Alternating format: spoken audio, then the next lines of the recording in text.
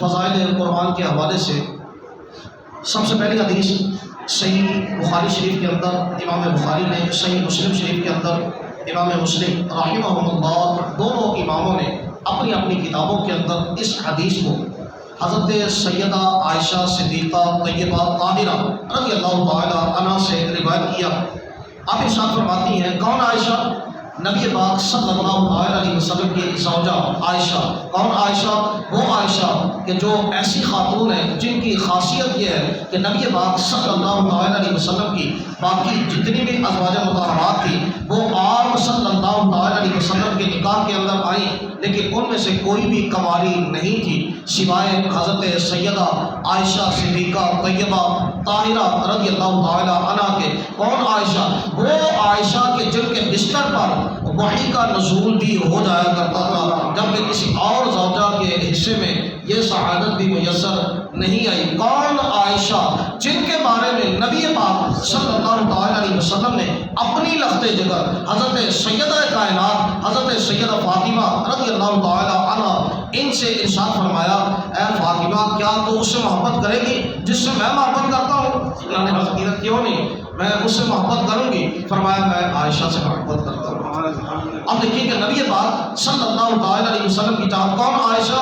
وہ عائشہ کہ جن کی گود کے اندر نبی پاک صلی اللہ علیہ وسلم نے اپنے آخری لمحات کو گزارا۔ کون عائشہ؟ وہ عائشہ کہ نبی پاک صلی اللہ علیہ وسلم کے دنیا سے پردہ کرنے سے پہلے آخری وقت میں ان کا لعاب نبی پاک صلی اللہ علیہ وسلم کے لعاب کے ساتھ مل گیا کہ نبی پاک صلی اللہ علیہ وسلم نے ان کے بھائی حضرت عبد الرحمن رضی اللہ تعالی عنہ جن کے پاس مسواک تھی اور نبی پاک صلی اللہ علیہ وسلم کو مسواک بہت پسند تھی، تو عرض کیا کہ آپ مسواک کرنا چاہتے ہیں؟ فرمایا ہاں۔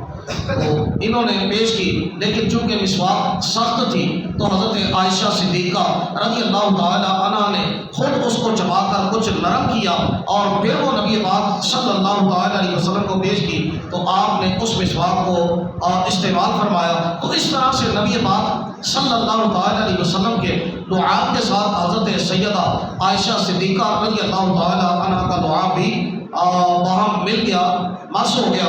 اور کون عائشہ؟ وہ عائشہ جن کے حجرے میں نبی پاک صلی اللہ علیہ وسلم آج بھی آرام فرما۔ وہ عائشہ جن کے پاک دامنی کے اوپر، جن کی عصمت کے اوپر اللہ رب العالمین نے سورہ النور کی 18 آیات مقدسہ نازل فرمائی۔ ان کی پاک دامنی کے اوپر ان پر تہمت لگائی گئی، لیکن اللہ رب العالمین نے خود ان کی پاک دامنی کی گواہی دی اور 18 آیات تقریباً سورہ النور کی ان کی پاک دامنی کے اوپر نازل فرمائی گئی۔ وہ حضرت عائشہ صدیقہ رضی اللہ تعالی عنہ آپ فرماتی ہیں کہ رسول کریم صلی اللہ علیہ وسلم نے ارشاد فرمایا، الماہر بالقرآن مع السفرۃ الکرام البررہ۔ ارشاد فرمایا کہ قرآن مجید کا ماہر جو قرآن کریم کے اندر مہارت رکھتا ہے، قرآن کریم کا ماہر وہ معزز محترم فرشتوں اور عزت و وقار والے انبیاء کرام علیہ السلام کے ساتھ ہوگا۔ اور دوسرا فرمایا کہ وَيَتَطَّعَّعُ فِيهِ، اور وہ بندہ کہ جو اس کے اندر اٹکن کے ساتھ پڑھتا ہے، جس کو پڑھنے کے اندر مشکل ہے، وہ پڑھتا ہے تو اٹکتا ہوا پڑھتا ہے، یعنی اس کو صحیح پڑھنا نہیں آتا کہ اس کی زبان یا تو موٹی ہے یا پھر اس کے اندر لکنت ہے، وہ پڑھ صحیح نہیں پا رہا، مشکل کے ساتھ الفاظ کی ادائیگی کرتا ہے، تو فرمایا کہ اس کے لیے لہو اجران، اس کے لیے دوہرا اجر ہے۔ لہذا قرآن کریم کو کسی عالم کے اندر بھی پڑھنا نہیں چھوڑنا چاہیے، اگرچہ زبان موٹی ہو، اگرچہ زبان کے اندر لکنت ہو، پھر بھی قرآن کو پڑھنے کی کوشش کرتے رہنا چاہیے۔ دوسری حدیث ہے حضرت سیدنا ابو ہریرہ رضی اللہ تعالی عنہ سے۔ اس حدیث کو بھی امام بخاری نے، امام مسلم رحمۃ اللہ تعالی علیہما ان دونوں نے نقل کیا۔ حضرت سیدنا ابو ہریرہ رضی اللہ تعالی عنہ سے روایت ہے۔ کون ابو ہریرہ؟ وہ ابو ہریرہ جو نبی پاک صلی اللہ تعالی علیہ وسلم کے دنیا سے پردہ کرنے سے 4 سال پہلے، تقریباً 4 سال پہلے یہ ایمان لائے، 4 سال کی اور رفاقت ان کو نبی پاک صلی اللہ تعالی علیہ وسلم کے ساتھ میسر آئی، لیکن حدیثیں سب صحابہ سے زیادہ، حدیثیں سب صحابہ سے زیادہ روایت کرتے ہیں۔ کیوں؟ اس لیے کہ نبی پاک صلی اللہ تعالی علیہ وسلم نے ان کو خاص عنایت عطا فرمائی، ان پر خاص عنایت فرمائی ہے۔ وہ کیا کہ انہوں نے نبی پاک صلی اللہ تعالی علیہ وسلم سے گزارش کی، عرض کیا کہ یا رسول اللہ صلی اللہ تعالی علیہ وسلم، جو احادیث میں آپ سے سنتا ہوں میں بھول جاتا ہوں۔ آپ نے فرمایا کہ کپڑے کو بچھا، انہوں نے اپنے کپڑے کو بچھایا، نبی پاک صلی اللہ تعالی علیہ وسلم نے 2-3 مرتبہ اپنے لب کو فضا کے اندر ہی اس طرح سے ان کے کپڑے کے اندر ڈال دیا، اور پھر ان کو ارشاد فرمایا کہ اس کو اکٹھا کر کے اپنے سینے سے لگا لے۔ انہوں نے اکٹھا کیا، سینے سے لگایا، اس کے بعد فرماتے ہیں میں کبھی کوئی شے بھولا نہیں۔ حالانکہ سوال صرف اتنا تھا کہ میں آپ کی حدیث بھول جاتا ہوں، لیکن آپ نے اتنا عطا فرمایا، پھر حدیثاں تے حدیثاں رہ گیا، کوئی اور گل بھی انہوں نے سنی تو پھر بھولے کوئی نہیں۔ اس حدیث کو بخاری شریف کے اندر امام بخاری نے نقل کیا، تو جب ہم نے یہ حدیث ہمیں ہمارے استاد مکرم حضرت علامہ مولانا محمد عبد الحکیم شرف قادری رحمۃ اللہ تعالی علیہ، اللہ ان کی قبر پر کروڑوں رحمت نازل فرمائے، انہوں نے جس وقت ہمیں یہ حدیث پڑھائی تو پنجابی کے اندر اس کا ترجمہ کر کے ساتھ ہمیں سمجھایا، فرمایا کہ لوگوں سے اگر مانگا جائے تو کوئی 1 لفظ دے دیتا ہے، کوئی 2 لفظ دے دیتا ہے، کوئی 1 مٹھی دیتا ہے، کوئی 2 مٹھیاں دے دیتا ہے، لیکن میرے نبی نے کو منگیا تو آپ پنڈا بن کے دیتے ہیں، یعنی کپڑے کو بچھایا جائے، اس میں کوئی ڈالا جائے، پھر آپ کہہ رہے ہیں کہ رون بن ہے، تو اس کو پنجابی کے اندر کہتے ہیں پنڈ۔ فرمایا کہ ساڑھے نبی صلی اللہ تعالی علیہ وسلم کو منگیا جائے کہ آپ پنڈا بن کے دیں، یہ آپ کی عطا ہے، آپ کی سخاوت ہے، اور آپ صلی اللہ تعالی علیہ وسلم کی عنایت ہے، آپ کا معجزہ ہے کہ نظر کوئی شے نہیں آ، لیکن ان کو فائدہ اس کا پہنچ گیا کہ پھر کبھی کوئی شے بھولے نہیں۔ تو یہی حضرت سیدنا ابو ہریرہ رضی اللہ تعالی عنہ ہے کہ ان کی والدہ نے کوئی بات نبی پاک صلی اللہ تعالی علیہ وسلم کے حوالے سے کی، تو یہ روتے ہوئے نبی پاک صلی اللہ تعالی علیہ وسلم کی خدمت میں حاضر ہوئے، عرض کیا کہ آپ میری ماں کے لیے دعا فرما دے، اللہ انہوں کو ایمان دے۔ نبی پاک صلی اللہ تعالی علیہ وسلم نے دعا فرمائی، اس ویلے یہ واپس پلٹے، جس ویلے گھر پہنچے اندر پانی کے چلن کی آواز آ رہی، یہ ماں غسل کر رہی ہے، آخیا پتر ذرا ٹھہر جا، غسل کر کے باہر آئی تو کلمہ شہادت پڑھا، مسلمان ہو۔ اس دعا کا اثر یہ ہوا کہ ان کی والدہ نے اسی وقت کلمہ پڑھ لیا، مسلمان ہو گئے۔ یہ روتے ہوئے پھر دوبارہ حاضر ہو گئے، عرض کیا کہ پہلے تو اس بنا پر رو رہا تھا کہ انہوں نے کوئی بات کہہ دی تھی، اب اس بنا پر کہ انہوں نے کلمہ پڑھ لیا، آپ کی دعا قبول ہو گئی، اب دعا فرما دیں اللہ میری اور میری ماں کی محبت مسلمانوں کے دلوں میں پیدا۔ تو پھر نبی پاک صلی اللہ تعالی علیہ وسلم نے ان کے لیے یہ دعا بھی فرما دی، اے اللہ مسلمانوں کے دلوں میں ان کی اور ان کی والدہ کی محبت پیدا فرما۔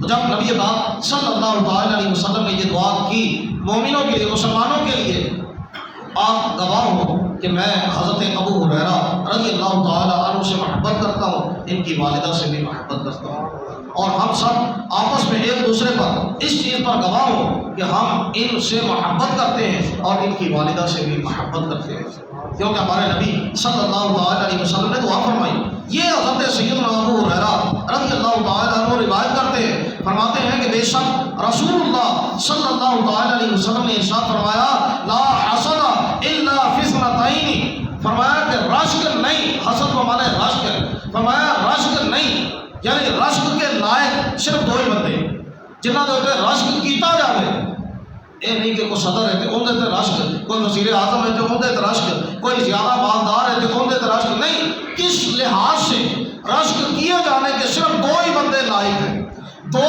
بندے رشک کیے جانے کے قابل ہیں۔ کون سے 2 بندے ہیں؟ سنو ذرا، ہمارے نبی صلی اللہ تعالی علیہ وسلم آپ نے ارشاد فرمایا کہ راجل علمہ اللہ القرآن، ایک او بندہ جنہوں اللہ نے قرآن سکھایا، جنہوں قرآن کی تعلیم دیتی، قرآن سکھایا، فَهُوَ يَتْلُوهُ آنَاءَ اللَّيْلِ وَآنَاءَ النَّهَارِ، اور او بندہ راتی بھی قرآن پڑھتا ہے تو دن بھی قرآن پڑھتا ہے، رات کی گھڑیوں میں بھی قرآن پڑھتا ہے، دن کی گھڑیوں میں بھی قرآن پڑھتا ہے، فَسَمِعَهُ جَارٌ لَهُ، تے ایڈا پڑوسی یہ جڑا پڑھن والا ہے، جنہوں قرآن کی تعلیم دیتی گئی، جڑا قرآن رات دیا گھڑیاں دے اندر بھی پڑھتا ہے، دن دیا پڑوسی انہیں اس کو قرآن پڑھدا ہویا سنیا تے وہ کی کرتا ہے، کہتا ہے لیتانی کاش اوتی تو مثل ما اوتیا فلان، کاش کے جڑی شے فلان کو دتی گئی ہے مینوں بھی دتی جائے. یعنی اس طرح جس طرح قرآن اینوں سکھایا گیا مینوں بھی سکھایا جاتا تو میں بھی اسی طرح ہی عمل کرتا جس طرح یہ عمل کرتا. یعنی یہ بھی راتی پڑھتا ہے دنے بھی پڑھتا ہے تو میں بھی راتاں بھی پڑھتا تو دنے بھی قرآن پڑھتا. ایک رشک دے لائق وہ بندہ جنہوں قرآن سکھایا گیا تو پھر وہ پڑھتا بھی ہے. دوسرا بندہ ارشاد فرمایا کہ دوسرا بندہ وہ کہ آتاہ اللہ مالا، جس کو اللہ نے مال عطا فرمایا، فَهُوَ يُهْلِكُهُ فِي الْحَقِّ، اور وہ اپنے مال کو حق میں جہاں صرف کرنا چاہیے وہاں پر صرف کرتا ہے. فَقَالَ رَجُلٌ، تو پھر آدمی رشک کرتے ہوئے کہتا ہے لیتنی کاش اوتیت مثل ما اوتی فلان، کاش کہ مجھے بھی ایسا مال دیا جاتا جیسا فلاں بندے کو مال دیا گیا. فعملت مثل ما یعمل، تو میں بھی اس کے اندر ایسا ہی عمل کرتا جیسے یہ عمل کرتا. یعنی حق جہاں پر صرف کرنا چاہیے میں بھی انہی جگہوں پر اس کو صرف کرتا. تو مال ہو گئے اس کے لحاظ سے ہو گئے دو قسم کے بندے. ایک ہے وہ بندہ جس کو مال دیا گیا لیکن جہاں پر صرف کرنا چاہیے وہاں پر وہ صرف نہ کرے، تو ایسا بندہ قابل رشک نہیں. قابل رشک وہ بندہ ہے جس کو مال تو دیا گیا لیکن جہاں پر صرف کرنا چاہیے جو اس کے حقوق ہے وہاں پر اس کو صرف کیا جائے. ایسا بندہ لائق رشک ہے کہ اس پر رشک کیا جائے. وہ جناب تو ہم مال دیتا، جس طرح حضرت عثمان غنی رضی اللہ تعالی عنہ یہ مالدار بھی ہیں لیکن ان پر رشک ہے، ان کے مال پر رشک ہے کہ جہاں پر صرف کرنا چاہیے وہاں پر صرف کیا. کئی مرتبہ نبی پاک صلی اللہ تعالی علیہ وسلم سے یہی مال خرچ کر کے انہوں نے جنت خریدی. متعدد مرتبہ نبی پاک صلی اللہ تعالی علیہ وسلم سے انہوں نے اسی مال کے ذریعے سے جنت خریدی ہے. اللہ ہمیں بھی ایسا ہی مال عطا فرمائے. اللہ ہم سب کا حامی و ناصر ہو. وآخر دعواہم ان الحمد للہ رب العالمین.